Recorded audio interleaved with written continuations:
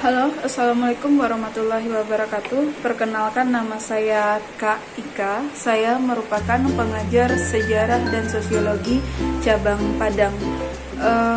Karena situasi yang tidak memungkinkan untuk kita melakukan pembelajaran tatap muka, maka pada kesempatan kali ini kita memanfaatkan waktu untuk melakukan pembelajaran online. Nah, pembelajaran ini juga menggabungkan adik-adik kakak dari wilayah Sumatera dan Kalimantan. Oke, salam kenal untuk adik-adik kakak semua, karena ada juga pepatah yang bilang tak kenal maka tak sayang. Oke, tidak perlu basa-basi lagi, kita langsung saja masuk pembahasan soal sejarah chapter pertama UTBK atau ujian tulis berbasis komputer. Soal pertama yaitu penyebaran agama Islam di Indonesia memiliki pola hampir sama dengan penyebaran agama Hindu-Buddha di Indonesia, yaitu melalui jalur perdagangan. Para ahli memiliki bukti untuk memperkuat teori masuknya Islam ke Indonesia. Bukti yang menunjukkan bahwa Islam berasal dari kawasan Asia Barat Daya adalah: yang A, Sultan Pasai menggunakan gelar Malik al-Soleh. Yang B, catatan perjalanan Marco Polo. Yang C, catatan Mahuan tentang masuknya Islam ke Indonesia. Yang D, adanya pemeluk Islam di Indonesia yang bermazhab Salafi. Yang E, kesamaan batu nisan Nusantara dan Asia Barat. Nah, bukti yang paling tepat yang menunjukkan kalau Islam yang berasal dari kawasan Asia Barat Daya itu adalah Sultan Pasai menggunakan gelar Malik al-Saleh. Kenapa? Karena gelar Malik merupakan gelar dari raja-raja Mesir. Nah, Mesir kalau secara geografis merupakan wilayah yang terdapat di kawasan Asia Barat Daya. Kalau yang B itu Marco Polo, beliau adalah orang Eropa. Mahuan, yang C, beliau orang Cina. Yang D, adanya pemeluk Islam bermazhab Salafi. Kalau di Indonesia itu mayoritas Syafi'i. Yang E, kesamaan batu nisan Nusantara dengan Asia Barat. Itu kurang tepat ya. Yang ke soal nomor 2, agama Islam masuk ke Indonesia setelah agama Hindu-Buddha dan dianut oleh masyarakat Indonesia,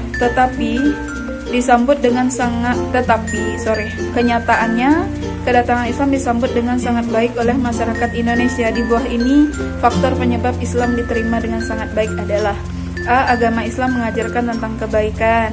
B, agama Hindu dan Buddha yang masuk tidak lagi menjadi ajaran yang murni. Yang C, agama Hindu dan Buddha mengajarkan tentang kehidupan setelah kematian. Yang D, tidak terdapat sistem kasta. Yang E, ajaran Islam lebih masuk akal ya. Ini bukan akan tapi akal dibandingkan dengan kepercayaan asli Indonesia. Nah guys, ada beberapa hal kenapa Islam diterima dengan sangat baik di Indonesia. Yang pertama itu syarat masuknya mudah, hanya dengan mengucapkan dua kalimat syahadat, yaitu asyhadu alla ilaha illallah wa asyhadu anna muhammadar rasulullah.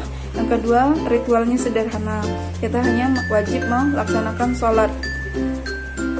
Yang ketiga itu tidak mengenal sistem kasta.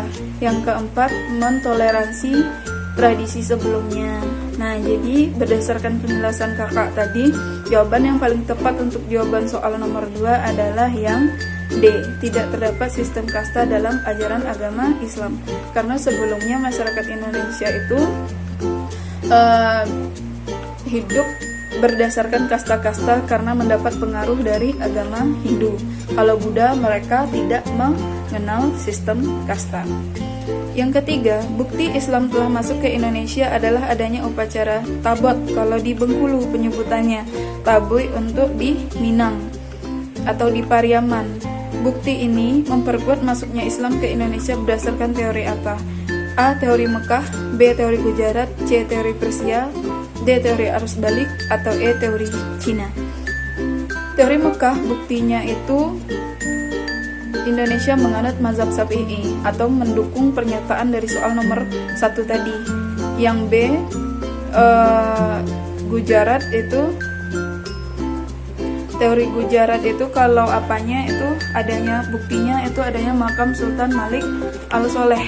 Yang C itu merupakan jawabannya, karena teori Persia kalau sekarang tuh negaranya Iran itu merupakan bukti dari perkembangan Islam yang berasal dari daerah Persia, karena tradisi Tabot atau Tabui merupakan suatu tradisi untuk memperingati hari kelahirannya cucu Nabi Muhammad, yaitu Hasan dan Husain.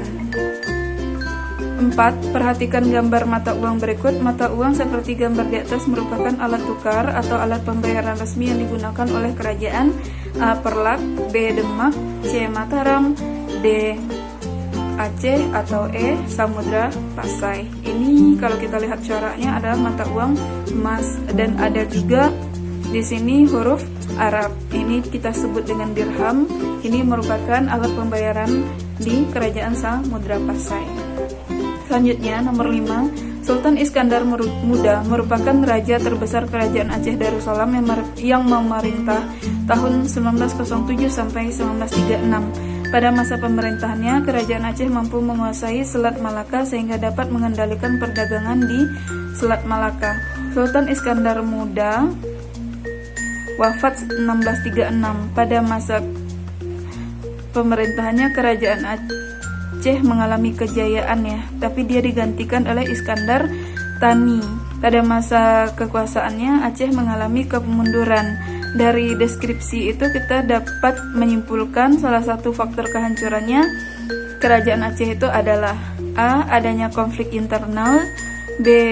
Kurang cakapnya pimpinan, C. Bangsa Indonesia memperkuat jaringan perdagangan, D. Adanya ekspansi atau serangan dari negara lain, atau E. Kurangnya pengawasan terhadap suatu wilayah kekuasaan. Nah, di sini kan kita cuma disuruh menyimpulkan. Nah, di atas ada kata kuncinya itu Sultan Iskandar Muda digantikan oleh Iskandar Tani yang biasanya kalau mundur itu rajanya kurang cakap. Jadi jawaban yang tepat itu adalah, nah ini ada juga kata kuncinya nih. Pada masa kekuasaan Sultan Iskandar Tani, Aceh mengalami kemunduran. Jadi jawaban yang tepat di sini adalah kurang cakapnya kepemimpinan dalam mengelola suatu negara sehingga negara menjadi hancur. Kenapa begitu? Karena apa itu jawabannya? Karena pengganti Sultan Iskandar Muda tidak secakap Sultan Iskandar Muda.